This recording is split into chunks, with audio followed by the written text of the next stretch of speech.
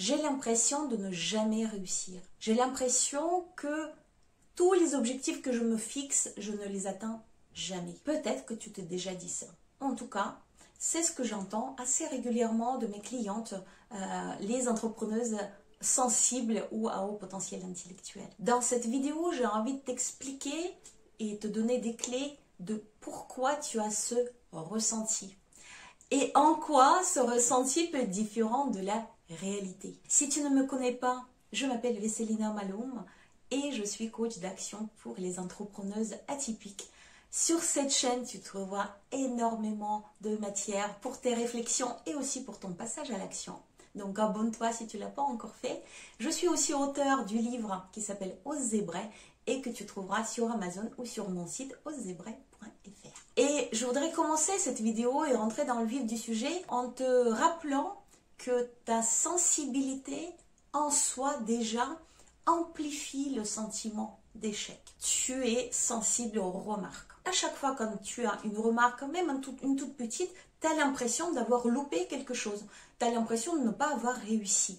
Or, cette remarque peut être liée à un tout petit minuscule détail. C'est l'arbre qui cache la forêt, quelque part. Cette remarque peut te cacher le fait que tu as tout bien fait, sauf peut-être un petit détail. Évidemment que chaque remarque et chaque sensation d'avoir échoué enlève en toi une vague émotionnelle. Donc ces émotions tellement fortes cachent la réussite effective, le fait que tu as atteint ton objectif, et il te reste que ces émotions.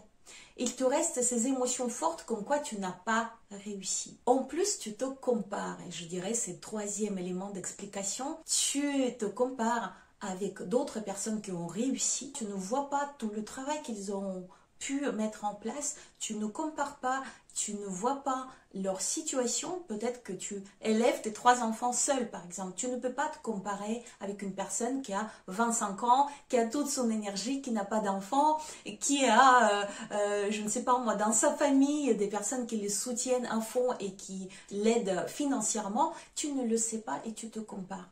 Ton syndrome de l'imposteur arrive à ce moment pour te dire que tu n'es pas à la hauteur et que peut-être tu es totalement nul. Je ne vais pas rentrer dans plus de détails parce que j'en parle déjà dans mes multiples vidéos, mais déjà sache que cette partie sensibilité peut expliquer pourquoi tu as ce ressenti de ne jamais réussir. Mais il y a autre chose et c'est là-dessus que je voudrais porter ton attention. Cette autre chose, c'est que tu te fixes des objectifs souvent peu réalistes dans ta situation concrète. Tu cherches aujourd'hui à trouver les solutions pour que ton activité soit pérenne.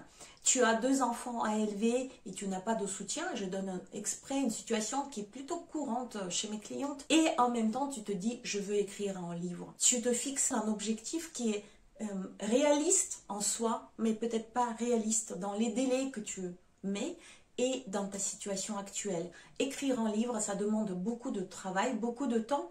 Et dans la situation actuelle, ce n'est pas ton objectif premier. Donc, si tu te fixes cet objectif aujourd'hui, tu peux être sûr que tu auras du mal à le réaliser et tu auras ce sentiment, cette sensation de ne jamais réussir. Tu vois, j'ai fixé cet objectif d'écrire un livre et je ne suis pas arrivée. Ça, c'est la première chose. Donc, les objectifs qui ne sont pas forcément réalistes dans ta situation actuelle. J'appuie bien sur cette deuxième partie de ma phrase. La deuxième chose qui est tout aussi essentielle, c'est que tu ne te fixes pas des critères. Comment tu sais que tu as réussi? Est-ce que tu as écrit quelque part tous les éléments, les jalons de ta réussite? Je réussis si. 1, 2, 3, 4, 5.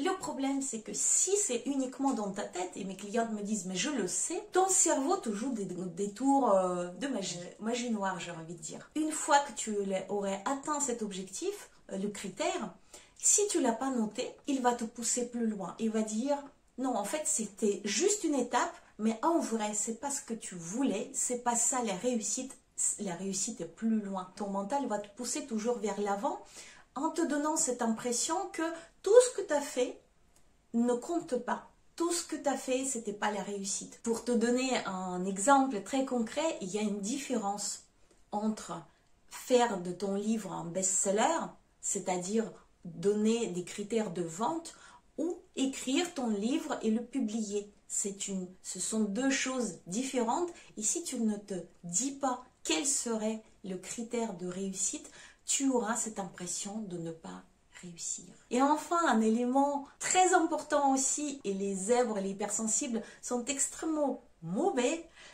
dans ce que je vais te dire, c'est la célébration de petits succès. À chaque fois quand tu atteins un tout petit objectif, à chaque fois quand tu fais un pas vers ton objectif, vers ta réussite, célèbre-le. On est des championnes de se fixer des grands objectifs et de ne célébrer que des grandes réussites. Le problème, c'est que il te manque la dopamine, il te manque les hormones de bonheur. Si tu ne célèbres pas tes petits pas, tu auras tout le temps cette impression de ramer, d'avoir des difficultés, de faire des choses pour rien. Tu auras cette pénible, effectivement, sensation de ne jamais réussir. Donc, célébrer tes petites victoires fait partie des clés essentielles pour avoir ce sentiment de réussite, pour avoir ce sentiment d'atteindre tes objectifs. Et pour la fin, je voudrais te dire aussi une chose. Souvent, on pense qu'on sera plus heureuse, plus heureux en atteignant nos objectifs.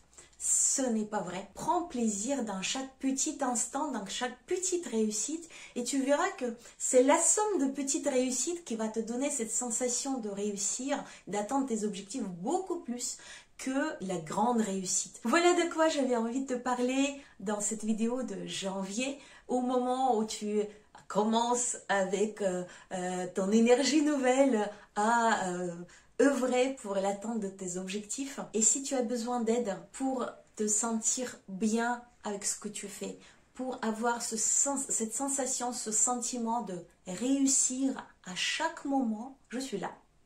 Évidemment que j'accompagne dans le passage à l'action, j'accompagne avec joie pour fixer les objectifs justes, pour établir les critères et pour avoir un plan d'action et y arriver tout simplement petit à petit, pas à pas. Là-dessus, je te souhaite beaucoup de réussite et surtout cette sensation interne de réussir.